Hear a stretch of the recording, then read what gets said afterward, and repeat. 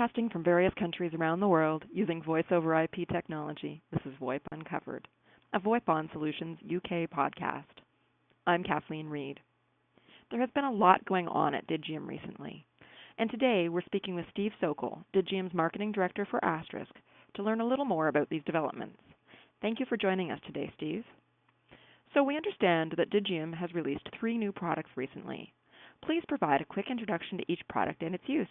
Yeah, that's right. We've actually been really busy, and I'll start out by saying that this is just the beginning. We've really got an amazing lineup of products that you'll be seeing hit the market over the next 6 months or so. But I'm going to talk right now about the 3 that we've already released. The first of those is the TE820, which is an 8-port digital telephony interface card, and that's capable of going up to 240 concurrent calls on a single card. So this is our highest density card, and it's really priced only a few $100s over our 4-port model for an 8-port card. So it's a pretty good deal. Like the rest of our digital interface line, the TE820 can connect to T1, E1, or J1 circuits. It's available in PCI Express form factor, which has really become kind of the standard for servers over the last few years. And it's available either with or without hardware echo cancellation. And we launched this back in November, right after AstriCon, and it's been selling really well. The next product is actually a whole new family of devices we call the Redundancy Series or R-Series appliances. These are small 1U devices that act as a sort of switch for PSTN circuits. They basically allow you to set up a pair of identical Asterisk servers, one that is active and another that's standby, and then to move the PSTN service between those two systems.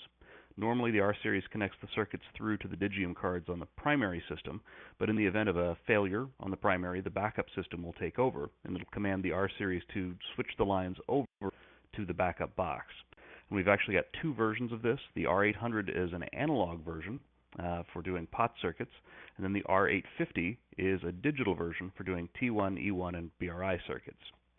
The third product that we've released is actually Asterisk, called Asterisk 10. It's the latest version of the Asterisk sort of platform, which is our classic, the original reason for Digium being around.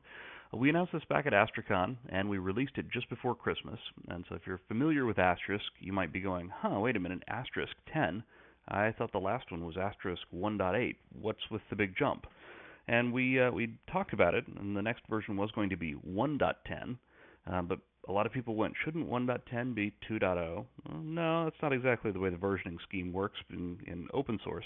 But some people pointed out that a 1.x product is generally considered a pretty new, immature product, and that Asterisk's been around for 12 plus years at this point. It is anything but new and immature. So after thinking about it, we decided to drop the leading one and just call it Asterisk 10. And so next year we'll have Asterisk 11 and so on. So those are the 3 new products, and we're really happy to have them out in the market. Okay, fantastic. So what are the unique selling points compared with the manufacturers that already have products that exist in this market? Well, the TE820 offers the highest port capacity at the lowest price of any card on the Asterisk market. If you're running it in E1 mode, that's where you've got 240 channels total, or 30 channels per span, the street price breaks down to about $7 per channel without echo cancellation, and about $12 with. It also comes with our 5-year manufacturer's warranty, our ESP guarantee, and it's coming straight from the guys that make Asterisk.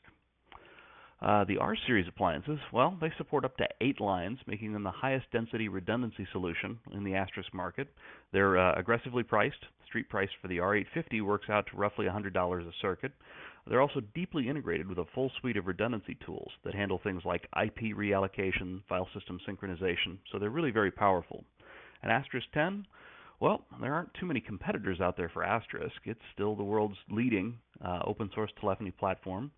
Some of the new features that we've added in include a completely rebuilt media engine that's built for a post-telephony HD world. We've upgraded the conferencing module, ConfBridge, to support wideband audio.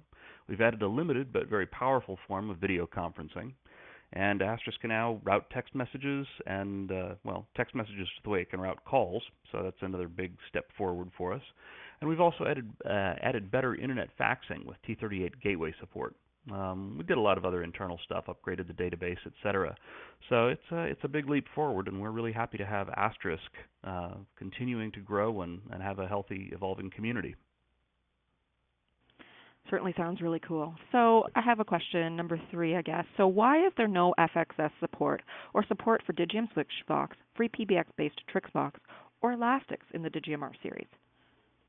Well, our requirements for the R series were really based on trunk requirements. So the FXS, an FXS port, of course, is a station port in the analog telephony world. And what we wanted to do is really be able to handle that primary to backup failover. And so what we've set it up as is basically being a trunk router. It'll route your trunks from the PSTN over.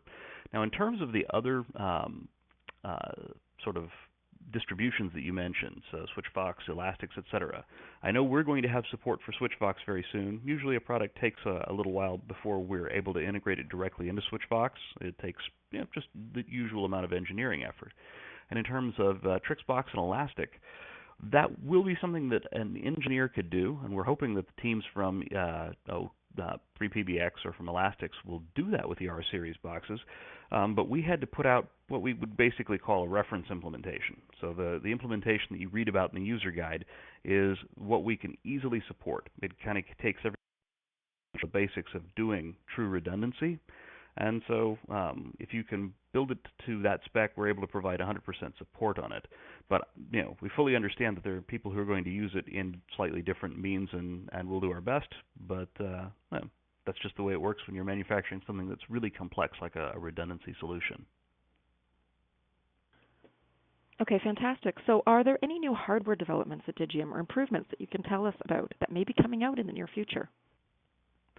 Actually, unfortunately, I can't go into any details, but I can tell you that 2012 will be our biggest year yet for new products. The last 2 years have been years of incredible effort and investment, working towards some new products that you'll see released this year. So please keep your eye on Digium, and I think you'll see some really amazing stuff in the really near future. Okay, great. Thanks so much for your time today, Steve. Oh, no problem. Steve Sokol is Digium's Marketing Director for Asterisk. This has been a VoIP Uncovered podcast brought to you by VoIPon Solutions. For more information, please visit www.voipon.co.uk.